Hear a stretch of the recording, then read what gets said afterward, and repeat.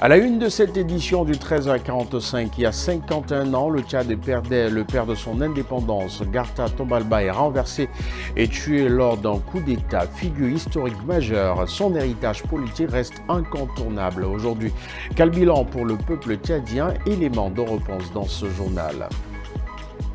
Et puis en sport, championnat national, résultat contrasté pour la 14e journée. Match nul entre Aiglon FC et As Santé à Béché, pendant que l'UDM cale face à Aspéci à Moundou.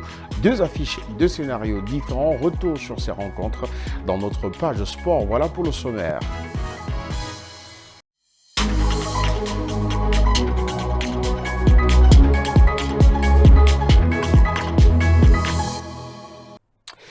Mesdames, Messieurs, bonjour, bienvenue à cette édition du 13h45 sur Tchad Info Télévision. Ce 13 avril marque le 51e anniversaire de la disparition de Garta Tombalba. Reconnu comme le père de l'indépendance, il reste une figure majeure de l'histoire politique tchadienne.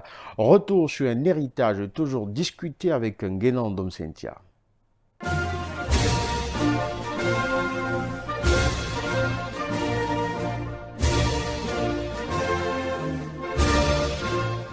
Le 11 août 1960, le Tchad accède à l'indépendance. À sa tête, Garta Tombalba incarne l'espoir d'un État souverain. Durant 15 ans, il dirige le pays avec une volonté de construire l'unité nationale. Mais rapidement, les tensions politiques et sociales s'intensifient.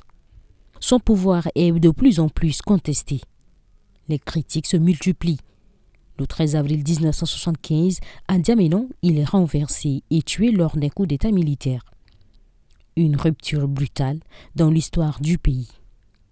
Aujourd'hui encore, son héritage divise.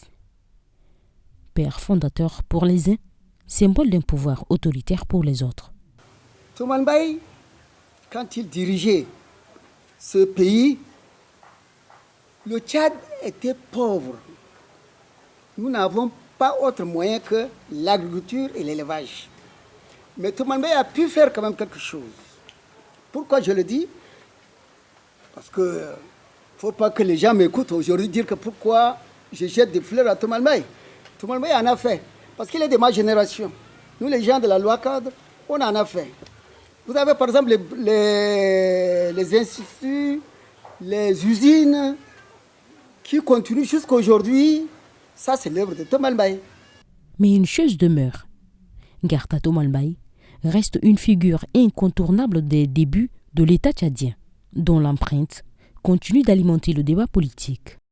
Réunis en séance plénière hier matin, les députés ont adopté à l'Assemblée nationale le projet de loi portant ratification d'accords de prêt conclus entre la République du Tchad et le Fonds de l'OPEP pour le développement international et le Fonds vert pour le climat. Une initiative visant à améliorer l'accès à l'électricité dans le pays. La séance était présidée par le président de l'Assemblée nationale, Ali Kouloutou Tchaimi, Gambi Daniel et Maxime Solmengar y étaient.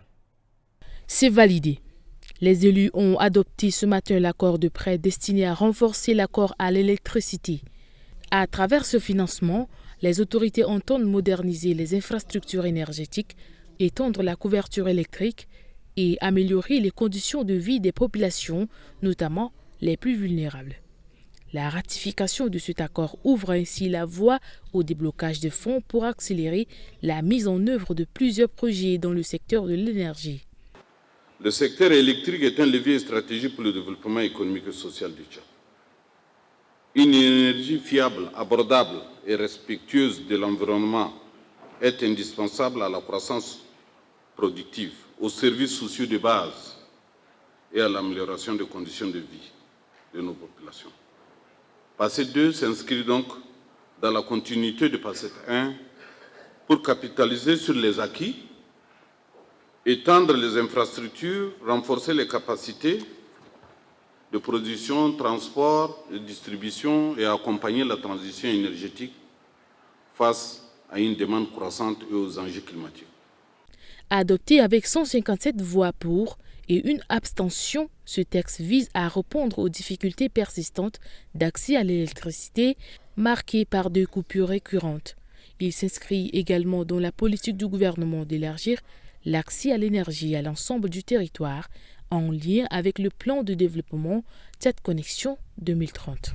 Santé dans ce journal, soulager les patients diabétiques, en particulier les plus jeunes, est l'un des objectifs de l'ONG, Association de lutte contre le diabète et les maladies associées, en partenariat avec Life for a Child, qui a remis lundi un important lot de produits médicaux au CHU mais enfants de N'Djamena. Un appui destiné à améliorer la prise en charge des malades. Reportage Ngueme Moussa, Abakar Lambert et Mbaïla Sem-Emmanuel.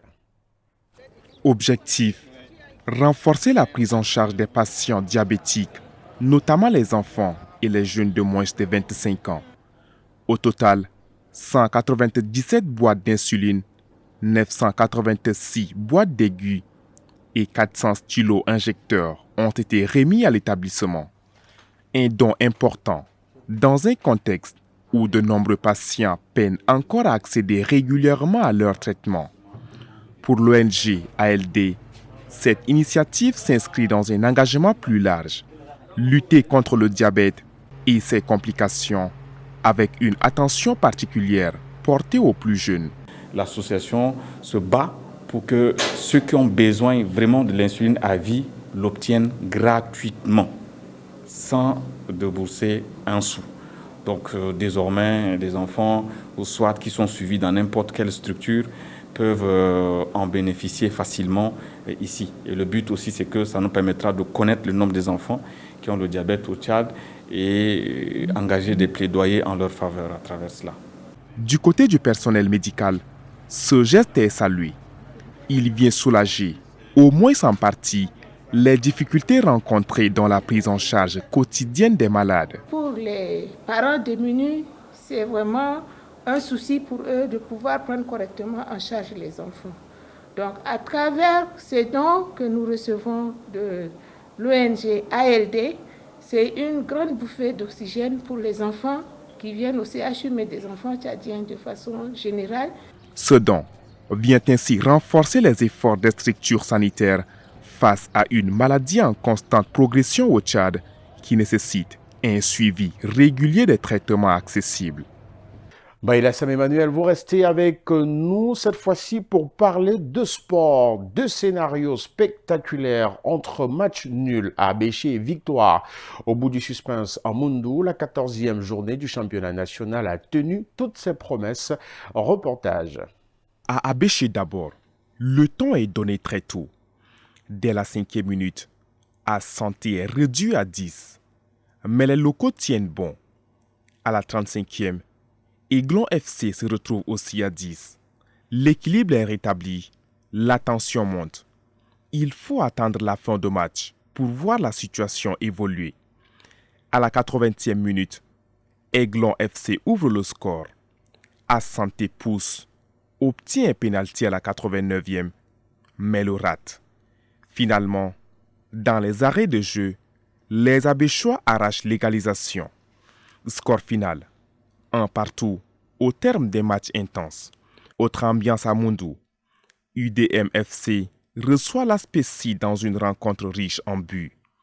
Les étudiants ouvrent le score à la 20e minute. L'Aspécie égalise 10 minutes plus tard, mais l'UDM reprend l'avantage avant la pause.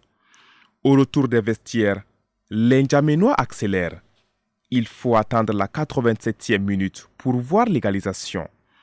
Et dans le temps additionnel, l'Aspécie arrache la victoire. Score final, 3-2. Une défaite que l'entraîneur de l'UDM explique par un relâchement en fin de match. Côté Aspécie, on salue la réaction et l'efficacité dans les derniers instants.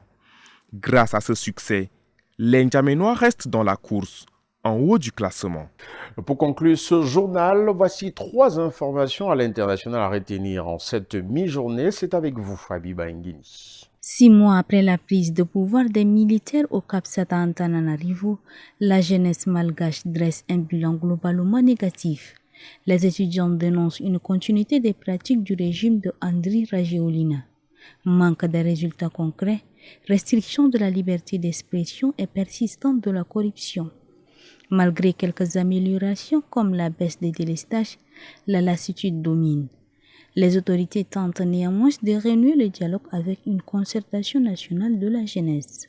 Le président de la Commission de l'Union africaine, Mahmoud Ali Youssouf, a condamné un double attentat survenu à Blida près d'Alger. L'attaque non revendiquée aurait été déjouée alors que le pape Léon XIV s'est retrouvé dans le pays.